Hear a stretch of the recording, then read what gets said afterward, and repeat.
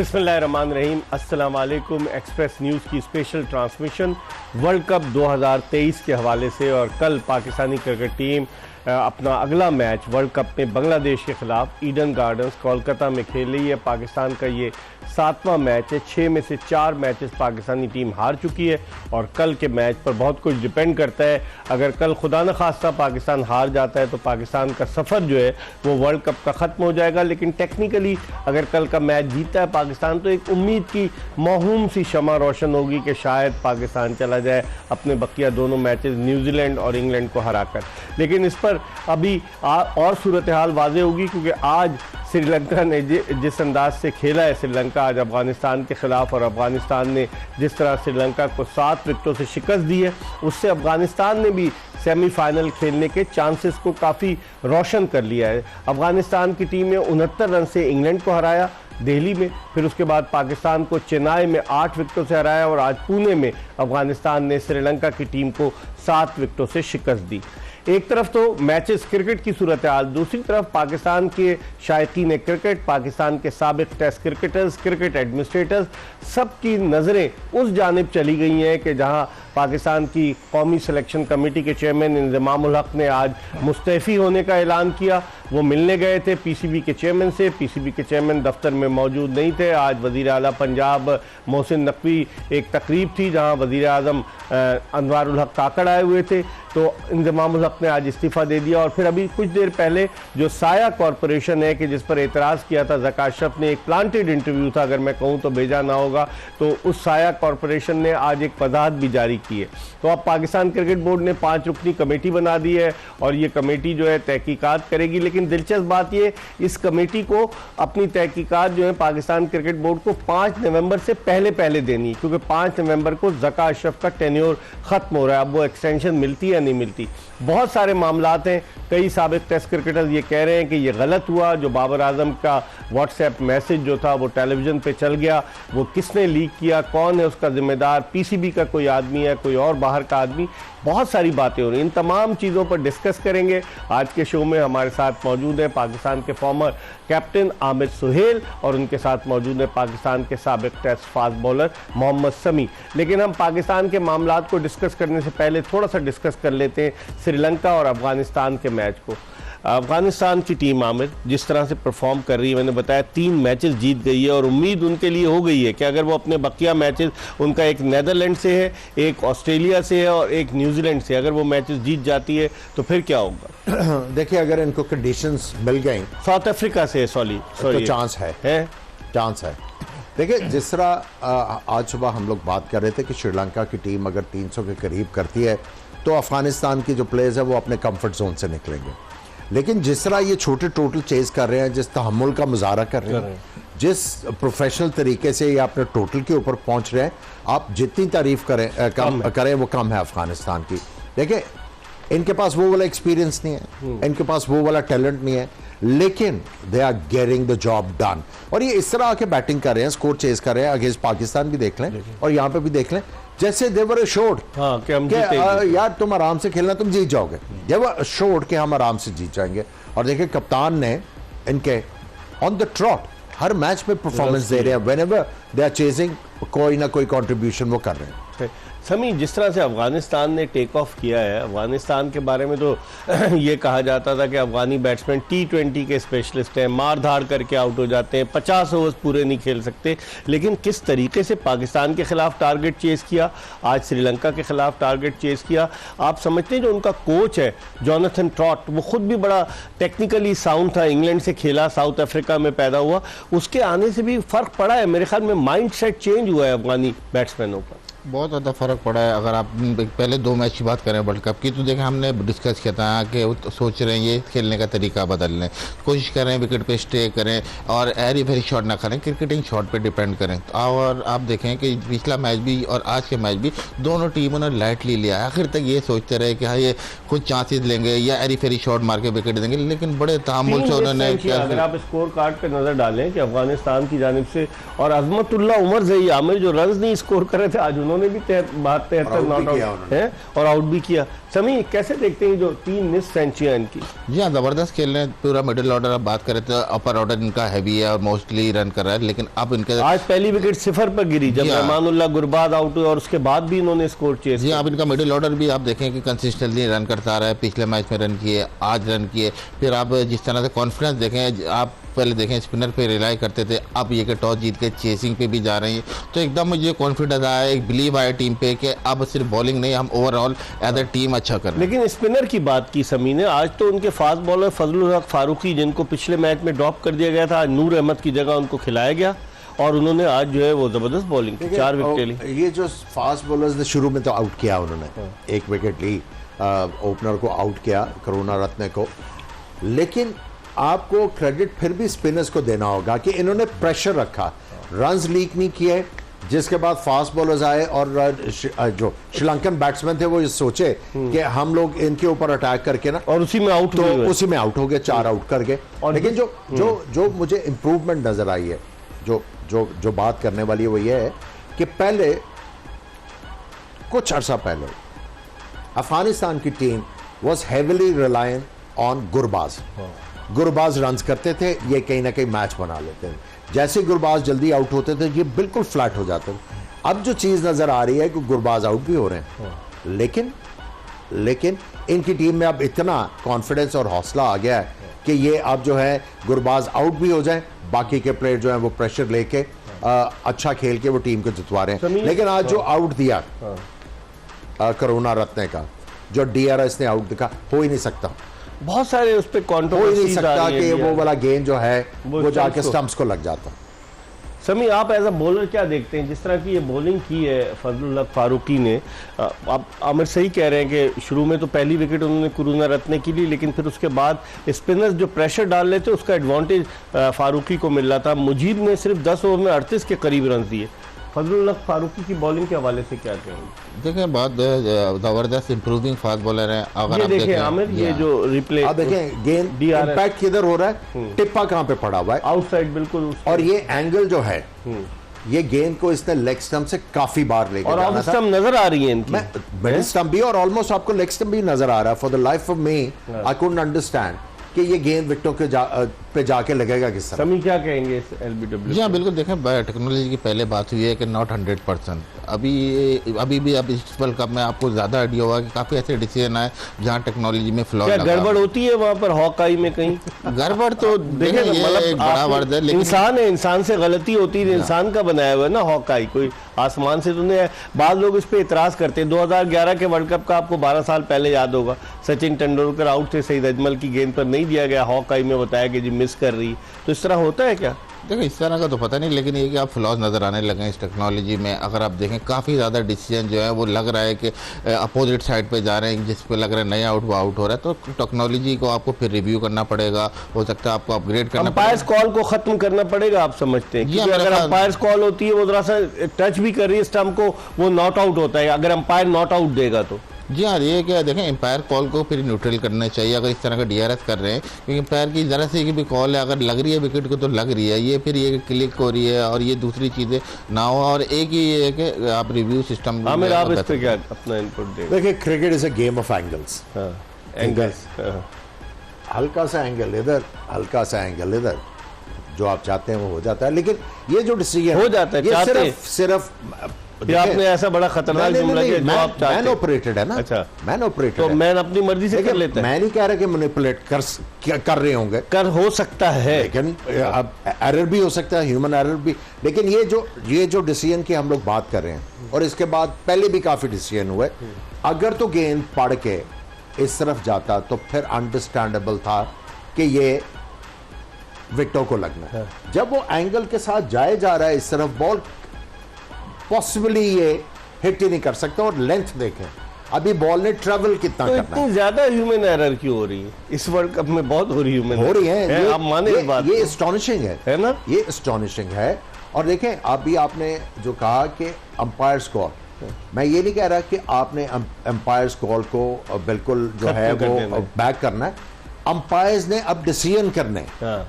On field. जिस तरह आप देखें, जो पाकिस्तान का मैच था, अगेंस्ट तबरेज शमसी जो आखिरी ये LBW ऑन फील्ड अंपायर को आउट देना था। देखें, इस गेम को, मैं बैट्समैन रहा हूं, इस गेम को कहते हैं बैट्समैन्स गेम, ठीक है।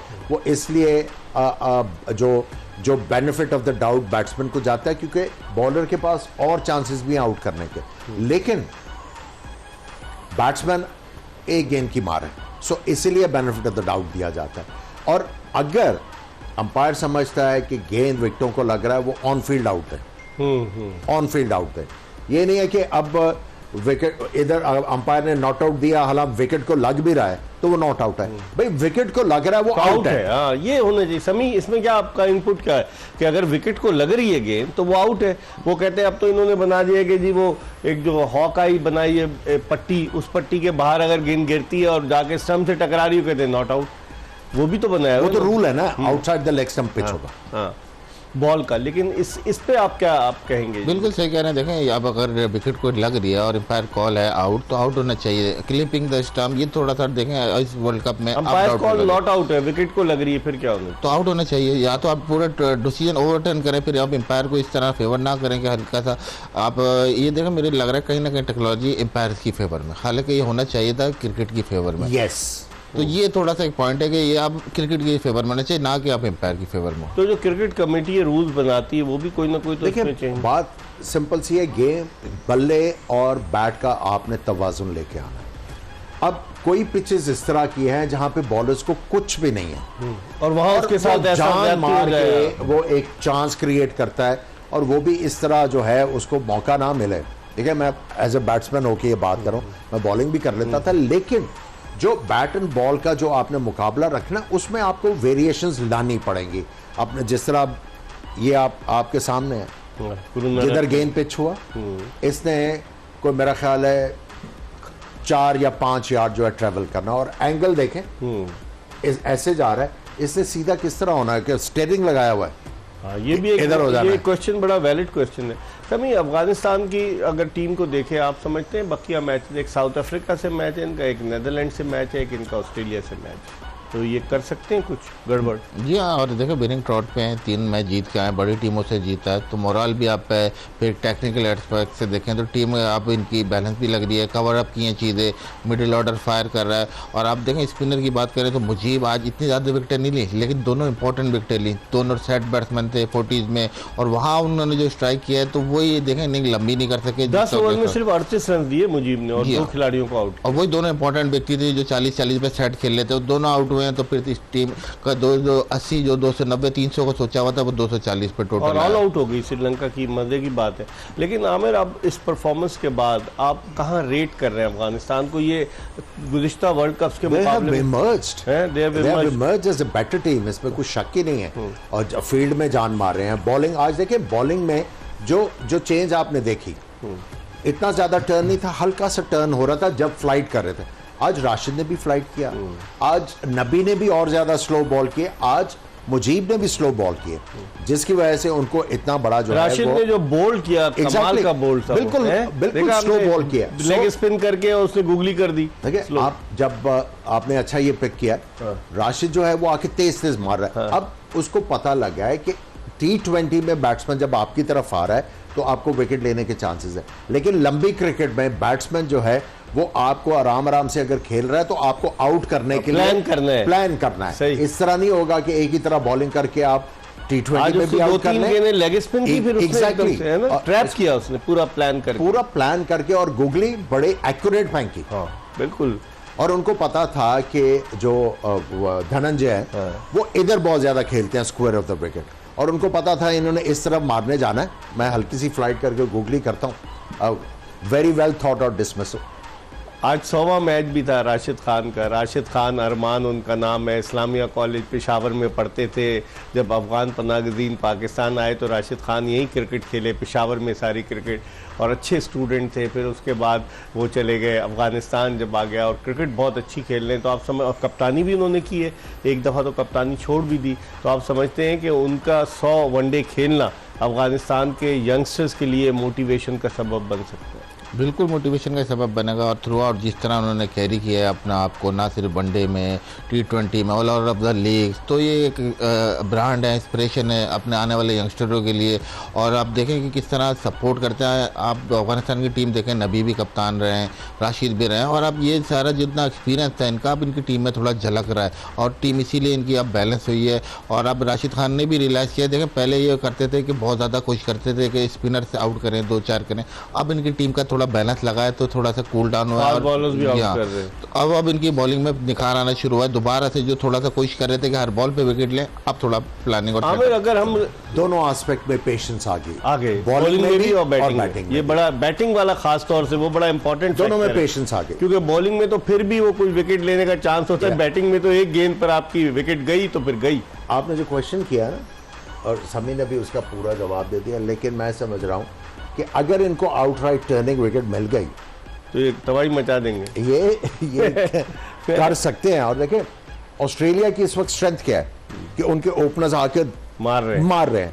जहाँ पे टर्न होगा, ये मुजीब बॉलिंग कर रहा होगा तो फंस सकती है, क्योंकि मिडिल ऑर्डर वो उनका वल्नरेबल ऑस्ट्रेलिया का भी जो है, और जिस तरह इन्होंने पाकिस्तान के बॉलर्स को भी खेला, और हम जो श्रीलंका के हम जो कथा कलामी राशिद की जो बात कर रहे थे कि राशिद ने किस तरीके से आउट किया है धनंजय डिसिल्वा को, आप देखेंगे उसने 3-4 उसने लेग स्पिन की और फिर एक उसने ढीला किया। ये देखें मिडिल स्टंप उसका स्ट्राइक हुआ और क्या बॉलिंग की है, कमाल की बॉलिंग। ये एक classical leg spinner Abdul Qadir मरूम की याद ताज़ा जिस तरह बैट्समैन सेटअप करता है ना कि 2 लेग ब्रेक करने के बाद गूगली करता है, आप कीजिए, आपने क्या आपने पूरा सेटअप किया ना राशिद खान के। सवाल क्या करना आपने, ये मुझे डर लग रहा है आपका सवाल जाना है अपने लेग स्पिनर्स के ऊपर। वही मैं उसी तरफ जा रहा था, मैंने अब्दुल कादिर मरूम की याद ताज़ा की और हमारे लेग स्पिनर क्या करते हैं, सेटअप करते हैं। मुझे पता था कि आपने वो पूरा आप तमहीद बनाया कर रहे थे, मैं कुछ आ रहा है भाई। तो आप बताएं ना हमारे लेग स्पिनर क्यों इस तरह की गूगली, क्यों इस तरह सेटअप नहीं कर सकते हमारे लेग स्पिनर। हमारे लेग स्पिनर्स के साथ कोचेस बड़े जबरदस्त लगे हैं। ये भी है, लेकिन सुनने में आ रहा था एक और कोच का इजाफा हो जाता है, स्पिन बॉलिंग कोच का। उन्होंने पहले ही ब्रेकिंग खबर दे दी थी स्पिन बॉलिंग कोच ने कि इंजमामुल हक मुस्तैफी हो रहे हैं। कई दिन पहले मैंने प्रोग्राम में बताया था, समी आपको याद है, मैंने कहा था ना कि एक उनके दोस्त ने कहा है कि वो मुस्तैफी हो रहे हैं। ये खिचड़ी काफ़ी दिनों से पक रही थी आमिर, मुझे लग रहा है इंजी वाली इंजी। अच्छा मज़े की बात है, अगर आप इंजमाम को अब तहकीकात के लिए बुला रहे हैं, ये वही इंजमामुल हक थे जिनको आपने 25 लाख रुपए माहाना पे नौकरी दी, ये वही इंजमामुल हक थे जो बाबर आजम को लेकर गए सेंट्रल कॉन्टैक्ट के लिए, आपने तमाम शराइत मान ली, ये वही इंजमामुल हक थे जिन्होंने कहा कि मैं अहमदाबाद जाऊंगा टीम के लिए, हैदराबाद, तो वहाँ चले गए। तो फिर अचानक ये क्या हो गया, क्या माजरा हो गया? हार जो है ना, हार और क्रिटिसिज्म जो है ना, आपसे काफ़ी ज़्यादा चीज़ें वो पैनिक में करवाता है। देखिए आप इंजमाम की बात कर रहे हैं, आप ज़का अशरफ की बात कर रहे हैं, बात यहाँ पे नहीं रुकती, ये पूरे क्रिकेट बोर्ड की रिस्पॉन्सिबिलिटी है। मुझे याद है, ये मैंने पढ़ा भी था कि कर्नल आसिफ हुआ करते थे आपके एंटी करप्शन के, आसिफ महमूद, आसिफ भट्ट साहब, आसिफ महमूद भट्ट साहब, वो जब ये एजेंट्स का आया ना तो उन्होंने अपने आप को ज़बरदस्ती कमेटी में डलवाया था, और उन्होंने यही कहा था कि हर प्लेयर एक एजेंट की तरफ नहीं जा सकता, और आपने हर एजेंट की जो है वो पूरी स्क्रूटनी करनी है, उनके जो कंपनी के डॉक्यूमेंट्स हैं वो मंगवा के हर चीज़ डिलीजेंटली देखने के बाद फिर आपने किसी एजेंट को अप्रूव करना है। अब ये CEO, HR, ऑपरेशंस, ये क्या कर रहे थे? सिक्योरिटी को अभी पीछे कर दें, और ये जो एंटी करप्शन है, ये वो एंटी करप्शन, ये क्या कर रहे थे कि इस एजेंट को जब इन्होंने अप्रूव किया, क्या इसकी कंपनी के कागजात नहीं मंगवाए? आज उनका प्रेस रिलीज आया, मैं भी आपको पढ़ के सुनाऊंगा, साया कॉर्पोरेशन का। नहीं, देखिए उनकी कंपनी की रजिस्ट्रेशन तो सबके पास आ गई ना, लेकिन उसमें एक पॉइंट ये भी रेज हो सकता है कि इंजमामुल हक अगर ये कहें कि मैं पहले डायरेक्टर था, बाद में मैं रिजाइन कर गया, फिर वहां पे जो रजिस्ट्रेशन हुई हुई है ना, तो आपने डॉक्यूमेंट्स भेजने हैं, ठीक है, डायरेक्टरशिप खत्म करने के, वो हर चीज जो है अपडेट होती है वहां पे। हो सकता है, पॉसिबिलिटी है, उधर हर चीज वो ये कहते हैं कि मेरे एजेंट तो है तला, लेकिन मैं डायरेक्टर नहीं हूं उस कंपनी का। मैं हर बेनिफिट ऑफ द डाउट देने के लिए तैयार हूं एनजी को, हर बेनिफिट ऑफ द डाउट देने के लिए तैयार हूं, लेकिन जो मैं पहले बात कर रहा हूं कि ये CEO क्या कर रहा था, ये पहले इस तरफ आ जाए ना। सीओ को ट्रैप किया गया है। सीओ को मैं अब आपको बताऊं, जो मुझे इत्तलात मिली है कि जब राशिद लतीफ ने ये धमाका किया एक ईटीवी स्पोर्ट्स पर, तो उसके बाद सीओ से राब्ता किया पीसीबी के चेयरमैन ने और उसे कहा आप बात करें बाबर आजम से। उन्होंने बाबर आजम को कांटेक्ट किया, बाबर आजम ने फिर उनको मैसेज का रिप्लाई किया। उन्होंने उनको कहा कि देखो इससे सिचुएशन ख़राब हो रही है, आप ये कहें कि मैंने कोई मैसेज नहीं किया, वो मैंने कोई बातचीत ट्राई नहीं किया। उन्होंने जो मैसेज सीओ को भेजा, सीओ ने गुड फेथ पे चेयरमैन को दिखाया कि ये मैसेज आया, चेयरमैन ने वो मैसेज आगे फॉरवर्ड कर दिया। अब आप बताएं, ये तो एथिकली रॉन्ग है ना। आप मुझे बताएं ना, ये एथिकली रॉन्ग है। लेकिन मैं ये कह रहा हूं कि सबसे पहले तो क्वेश्चन जिसको करना है, ये जो पीसीबी ऑर्गेनाइजेशन है, कि आपको काम करना आता है या नहीं आता। सही कह रहे हैं भाई, आपको जब एक एंटी करप्शन वाला बंदा कह रहा है कि ये डिलीजेंस होनी चाहिए, आपने क्यों नहीं की? और फिर एक नहीं, उन्होंने भी यही कहा था ना, 2 प्लेयरों को ज्यादा से ज्यादा या 3 को आप साइन कर सकते हो, हर बंदा नहीं, वो कॉन्फ्लिक्ट हो जाएगा। आपने इसको क्यों नहीं देखा? क्या हर किसी की नॉलेज में नहीं था कि ये जो कंपनी है, ये तो बहुत पहले से लोग शोर मचा ये रहे हैं। लड़का जो है, क्या नाम है इसका? तला रहमानी। तला रहमानी, हर किसी को पता था, हर किसी की नॉलेज में था कि ये काम कर रहा है। लेकिन फिर ये अचानक क्यों ज़का साहब के दौर में ये सारी चीजें क्यों आ गई सामने? मुझे नहीं पता ये किस तरह आई है, लेकिन देखें, किसी ना किसी का इंटरेस्ट है यहाँ पे, है ऑब्वियसली। जो पाकिस्तान क्रिकेट का बेन क्या है, ये लॉबीज जो हैं, ये बड़ी खतरनाक लॉबीज हैं, ये मेरा ख्याल है आपस में भिड़ गई हैं। चले, इसका नतीजा क्या होता है अगर 2 बैल आपस में बुल, वो आपने बुल फाइटिंग सबसे पहले तो मैं ये कहूंगा कि हमने ये बात की थी कि एनजी को रिजाइन करना चाहिए ऑनरेबल तरीके से, लेकिन नॉट लाइक दिस। इनको कमेटी के सामने जाना चाहिए। वो कह रहे हैं कि मैं रिजाइन करके जाऊंगा कमेटी। भाई रिजाइन करके तो उन्होंने एक्सेप्ट कर लिया, और कमेटी उन्होंने बाद में अनाउंस की, रिजाइन पहले कर दिया। आप मजे की बात देखें, पीसीबी ने जब इंतजाम ने कहा कि मैं इंक्वायरी कमेटी के सामने पेश होना चाहता हूं, मैं मिलने गया, चेयरमैन नहीं मिले, तो कमेटी उसके कुछ देर के बाद जब तमाम चैनल्स पर खबरें चल गई कि इंतजाम वाले मुस्तफी, उनका टेलीफोनिक बीपर भी चल गया, उसके बाद पीसीबी ने कमेटी के नाम, ये तो कल ही उन्होंने कह दिया था ना कि कमेटी बनेगी, but they didn't announce the names of the persons. मैं वही कह रहा हूं ना, तो ये प्रीएम्प्टिव हुआ ना, इस पे हम बात करेंगे। प्रीएम्प्टिव हुआ ना, ये हम बहुत सारी बातें इस पे हम बात करेंगे, समी से भी पूछेंगे। और आमिर सोहेल का चूंकि तजुर्बा है, कप्तान रहे हैं और चीफ सेलेक्टर रहे हैं, डायरेक्टर नेशनल क्रिकेट एकेडमी रहे, क्रिकेट बोर्ड से वाबस्ता रहे, तो ये इनसे ज़्यादा बेहतर कौन जान सकता है। और अब हम चलते हैं अपने सेगमेंट क्या आप जानते हैं की तरफ।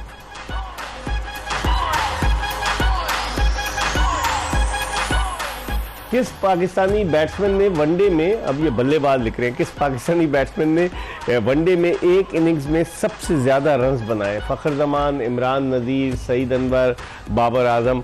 आपने, मैं तो जवाब दे दूंगा, लेकिन आपने सोचना है कि किसने बनाए और पाकिस्तान से बाहर बने। और जब हम आखिर प्रोग्राम के आखिरी हिस्से में आएंगे तो इसका जवाब देंगे। एक ब्रेक के बाद आमिर सोहेल और मोहम्मद शमी के साथ दोबारा आपकी खिदमत में हाजिर होंगे। ब्रेक के बाद एक मरतबा फिर एक्सप्रेस न्यूज़ की स्पेशल ट्रांसमिशन में आपको खुश आमदीद कहते हैं। हमारे साथ आमिर सुहेल और मोहम्मद शमी मौजूद हैं। हम बात कर रहे थे पाकिस्तान क्रिकेट के गंभीर मामलात के हवाले से। शमी, आज एक और दिलचस्प बात आई कि हारून रशीद जो आपके चीफ सेलेक्टर थे, उन्होंने ज़का अशरफ के ख़िलाफ़ कानूनी चाराजोई का वो कहा है। उन्होंने कहा कि मैं एक बयान दिया, उन्होंने कहा मैं कभी नहीं बोलता, मुझे बहुत क्रिटिसिज्म होता है, लेकिन ज़का अशरफ ने ये कैसे कह दिया कि मैं चीफ सेलेक्टर था। उन इंटरव्यू में शायद वो स्लिप ऑफ टंग हो गया या कि वो चीफ सेलेक्टर थे हारून रशीद। क्या कहेंगे, आपके चीफ सेलेक्टर किसी से ज़्यादा वो महाजराई तो नहीं लेते थे मोल माशाल्लाह से? देखें जी, काफ़ी सारी चीज़ें हैं जो पाकिस्तान क्रिकेट में नहीं आ रही हैं और नहीं पता चल रही हैं। बाकी एक हारून रशीद खाली मेरे नहीं, पाकिस्तान के चीफ सेलेक्टर थे। आपके साथ भी काम ये काम मेरे साथ भी किया, तो पाकिस्तान के चीफ सेलेक्टर थे। तो आई डोंट नो कि किस तरह भी पाकिस्तान की क्रिकेट जा रही है। अभी आप देखें कि एक कंट्रोवर्सी आई है, उसके बाद एक के बाद एक। तो हम तो पाकिस्तान क्रिकेट कंट्रोवर्सी की जद में, हालांकि टीम अभी वर्ल्ड कप में और स्टिल हमारा चांस हो सकता है मैथमेटिकली। और लोग मजे लेते हैं वैसे। आपको पता है कि अगर हारून भाई ने ये बयान दिया है तो किधर से उनको कहा गया कि ये बयान देना? वो तो मैं अभी उस तरफ रूट की तरफ तो नहीं आया हूँ। लेकिन पीसीबी, मोहसिन भाई ने मुझे बताया था कि पीसीबी पाकिस्तान कंट्रोवर्शियल बोर्ड बन गया क्रिकेट बोर्ड के बजाय। सही है ये बात? देखिए, पाकिस्तान अगर आप जितनी पीसीबी और बीसीसीपी को कंपेयर करें, जब था ना board of control control for cricket in Pakistan. जब से ये कंट्रोल निकला है ना, आउट ऑफ कंट्रोल हो गए, सारा कुछ आउट ऑफ कंट्रोल है। लेकिन लोग कहते हैं कि 2013 में जब पहले बीसीसीपी चले, 1994 में बीसीसीपी जो था वो पीसीबी में कन्वर्ट हुआ, पाकिस्तान क्रिकेट बोर्ड। सैयद जुल्फ़िकार अली शाह बुखारी मरहूम उसके पहले चेयरमैन बने और आरिफ अब्बासी पहले सीईओ बने।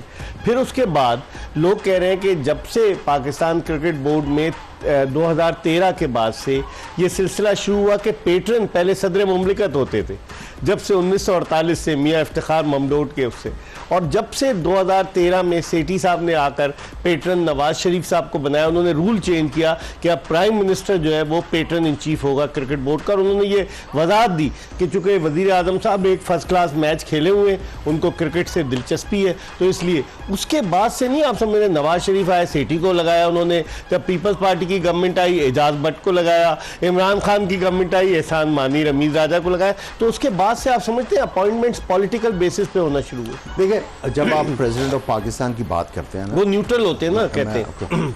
आप टेन्योर्स देखें, tenure wise civilians and army generals, ठीक है। जब आपके आर्मी जनरल्स को क्रिकेट बोर्ड का चेयरमैन लगाया जाता था, वो क्यों इतना अच्छा एडमिनिस्ट्रेट करते थे? क्योंकि उनका स्पोर्ट्स का इंफ्रास्ट्रक्चर बड़ा मजबूत था, स्पोर्ट्स बहुत ज्यादा होती थी, तो उनको स्पोर्ट्स की मैनेजमेंट लेफ्टिनेंट जनरल रिटायर्ड के मजहर, लेफ्टिनेंट जनरल गुलाम सफदर भट्ट, और फिर उसके बाद जाहिद अली अकबर लेफ्टिनेंट जनरल, फिर तौकीर जिया, कई ऐसे जनरल पहले भी एयर मार्शल नूर खान, ठीक है। सो उस वक्त आप निकाल लें और बाकी आप चेक करके देख लें। और मुझे आज भी याद है कि मैं आरिफ अब्बासी साहब के साथ बैठा हुआ था, तो उन्होंने मुझे एक वाक़या बताया। उन्होंने कहा, आमिर, जब से हमने ये मार्केटिंग करनी शुरू किया और क्रिकेट में पैसा आना शुरू हुआ, तो उनका एक जानने वाला था, तो उन्होंने उनको आके कहा कि now be ready for the vultures. अच्छा, कि क्रिकेट में पैसा आ गया एंड बी रेडी फॉर, ये एग्जैक्ट अल्फाज थे। मैं किसी को, नो पन इंटेंडेड, किसी के ऊपर ये मैं सब्जेक्ट नहीं कर रहा, लेकिन ये उन्होंने ये बात की थी। देखिए, क्रिकेट नो डाउट कारोबार बन गया, लेकिन इसमें ऑनेस्टी होनी चाहिए ना। ऑनेस्टी कहाँ है नजर आ रही है? ऑनेस्टी होनी चाहिए ना। बात यह है कि जितना आप क्रिकेट को फायदा दे सकते हो उतना होना चाहिए। आप जनरल तौकीर की बात कर, उन्होंने एकेडमीज बनाई, नो डाउट, इंफ्रास्ट्रक्चर ग्राउंड्स कितनी बनाई, अच्छा, ठीक है।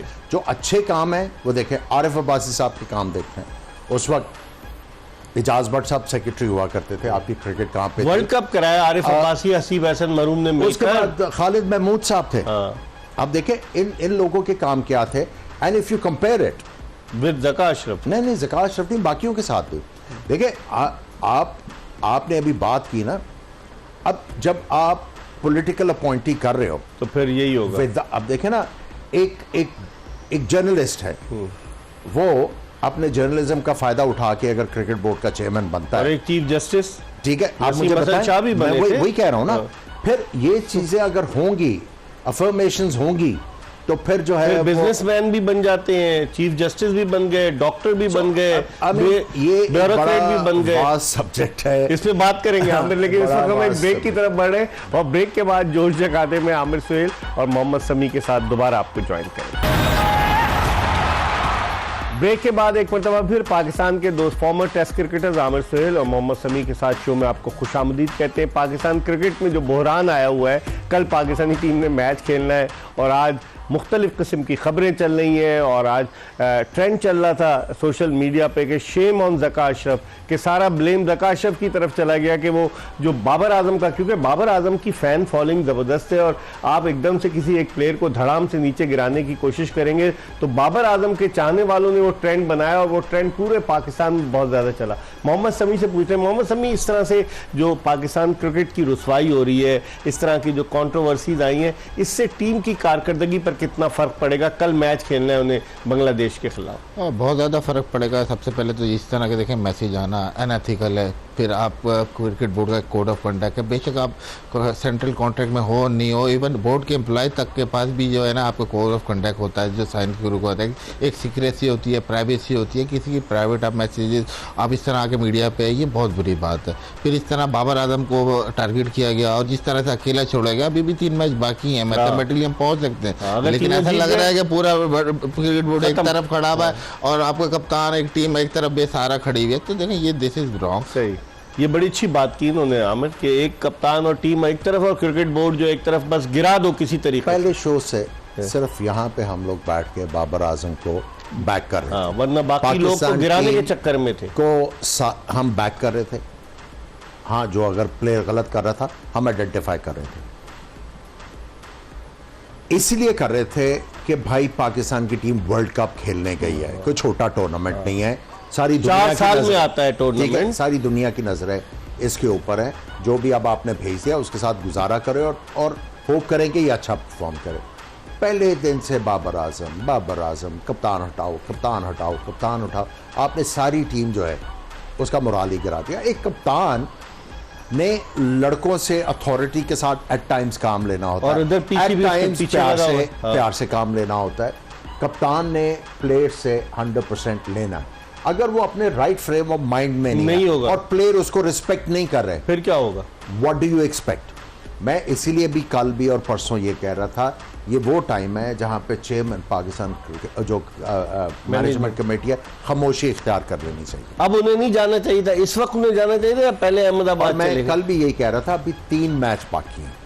आपने कहा था इनका टाइम खत्म हो रहा है, मैं कह रहा था 11 के बाद करो। ठीक है, आपने ये पॉइंट किया कि उनका तो टेन्योर खत्म हो रहा है। जो भी है, अगर आपका टेन्योर खत्म हो रहा है, leave it to the other one, बिल्कुल, जो आपको रिप्लेस करेगा। अगर आपको एक्सटेंशन मिल जाती है, आप आराम से तसल्ली से बैठ के हर चीज को सही तरह डिलीजेंस के साथ करके पाकिस्तान क्रिकेट को राइट, ताकि लोग आपको अच्छे नाम से याद रखें। एग्जैक्टली, आपने पैनिक होके कई महाज खोल लिए हमें, सारा मलबा जो आपने उधर कप्तान पे डाल दिया और महाज, विच इज रॉन्ग। और you actually played in the hand of that lobby जो इसको रिमूव करवाना चाह रही थी। देखें, बाबर आजम हमारा रिश्तेदार नहीं, सही, ठीक है, he might not be the best captain, लेकिन the timings are not correct, timing बिल्कुल गलत थी।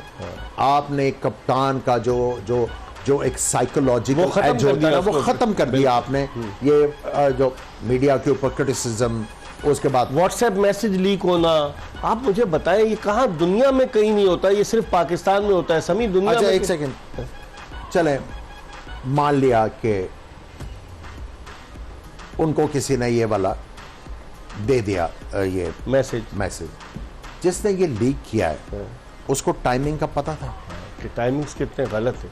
आई मीन, अब आप आपका चेयरमैन इंटरव्यू में कह रहा है कि मेरे पास मैसेज है, तो फिर चेयरमैन की तरफ से ही गया होगा ना, मैसेज लीक हुआ होगा। सो मैं टाइमिंग की बात कर रहा हूं, उधर से लीक हुआ और लीक जब हुआ अगले ने भी दिखा दिया, एक और कंट्रोवर्सी क्रिएट हो गई, जिस पे बड़ी अभी वर्ल्ड कप खत्म नहीं हुआ, अभी वर्ल्ड कप नहीं खत्म हुआ। I am actually trying to make sense of it कि ये क्या हो रहा है। Are we sincere to the country? Are we sincere to the cricket?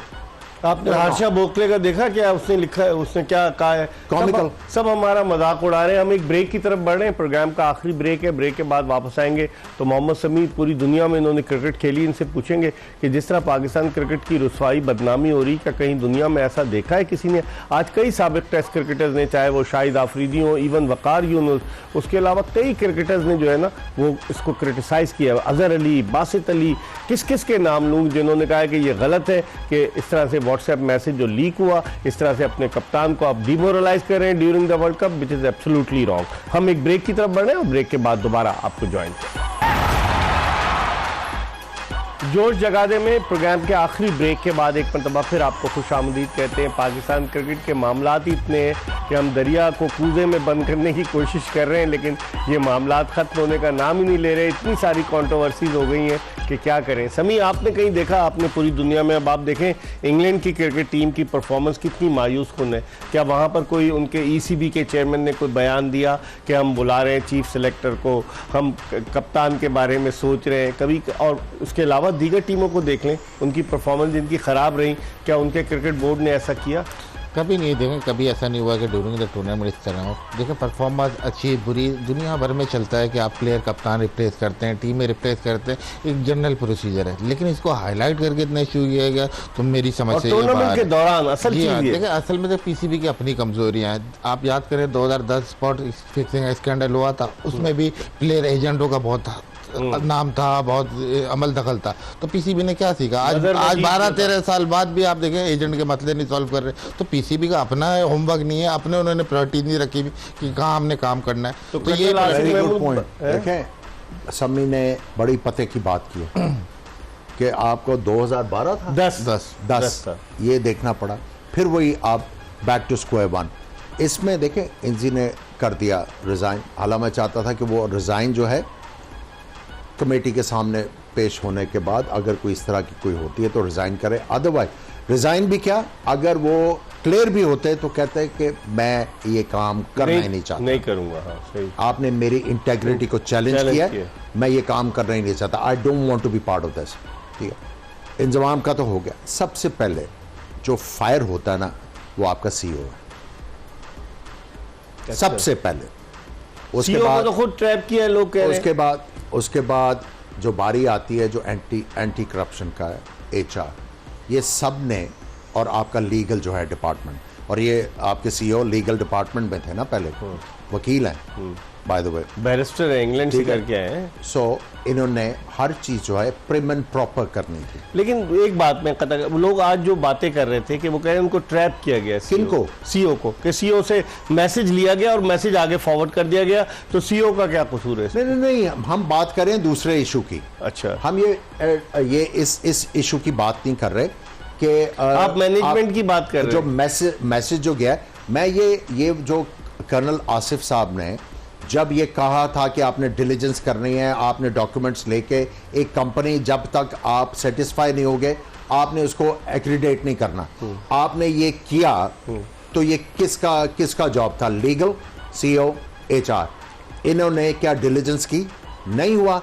इनकी वजह से आपको जो है अब ये हजीमत उठानी पड़ रही है। ठीक है, तो इस पर अब देखते हैं, कल हम इस पर मजीद बात करेंगे कि और क्या होता है, प्रोग्रेस देखेंगे। लेकिन जो सवाल हमने आपसे किया था उसका जवाब हम आपको बता देते हैं। सवाल क्या था, क्या आप जानते हैं? मैं सवाल था कि वनडे क्रिकेट में किस पाकिस्तानी बैट्समैन ने एक इनिंग में सबसे ज़्यादा रन बनाए? एक ही पाकिस्तानी बैट्समैन ने डबल सेंचुरी स्कोर की थी, फ़खर जमान, और फ़खर जमान ने सबसे ज़्यादा एक इनिंग में रन बनाए, और जिम्बाब्वे के ख़िलाफ़ फ़खर जमान ने ये कारनामा सर अंजाम दिया था। इसके साथ ही जोश जगा दे की ये एपिसोड अपने अख्तिताम को पहुंची। कल पाकिस्तान का मैच बांग्लादेश से ईडन गार्डन्स कोलकाता में बांग्लादेश को नीदरलैंड ने हराया है। पाकिस्तान का मोरल अप होना चाहिए, लेकिन जो मसाइल हैं पाकिस्तान क्रिकेट के, क्या वो पाकिस्तानी टीम पर असरअंदाज होंगे? कल इसका अंदाज़ा होगा। मिर्ज़ा इकबाल बेग, आमिर सुहेल, मोहम्मद समी और एक्सप्रेस न्यूज़ की पूरी प्रोडक्शन टीम को इजाज़त दीजिए। अल्लाह हाफिज़।